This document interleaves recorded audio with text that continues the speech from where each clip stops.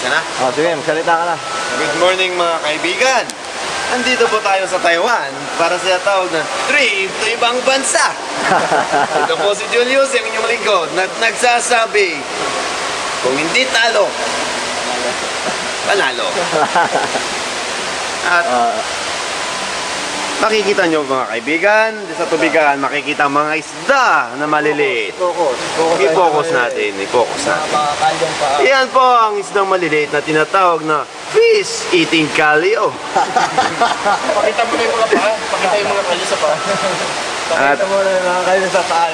Mga kaibigan, ito po yung mga fish eating kalyo ay kumakain ng mga, siyempre, walang iba kundi kalyo. At sa ibang salita, tinatawag nilang paltos. Yan. Kalyo. Kalyo. Ipakita niyo mga kalyo. Kalyo. At sino ang pinakamatibay ng kalyo dyan? Bibig, may gantim pala. Yan, naninilaw. Kalyo.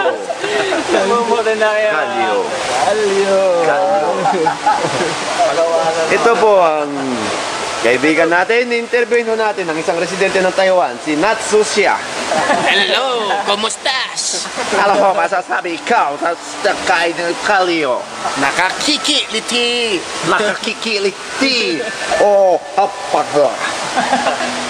Ito naman si Natsu Kao. Ano masasabi mo kaibigan?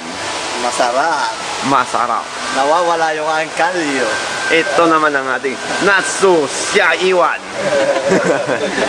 Grabe, Panalo. kalyo mo. Oh, Natsu Xia Itu. Sarap ulamin yung mga isda.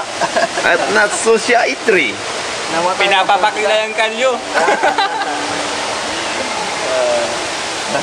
Ayaw na nila sa ako. Makikita nyo mga kaibigan, ang mga lumalangoy, parang mga butete lang.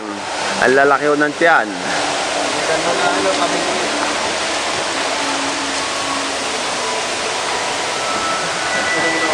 Isang padaan lang ho bago magsasarang ang inyong lingkod. Ito si Kasapa. Ito si Emerson. Ano ba magandang episode nyo yan?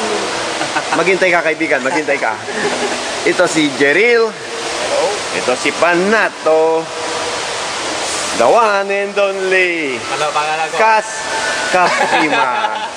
At ang iyong lingkod na Juliusi ang nagsasabing kung hindi ka talo, ikaw ay panalo.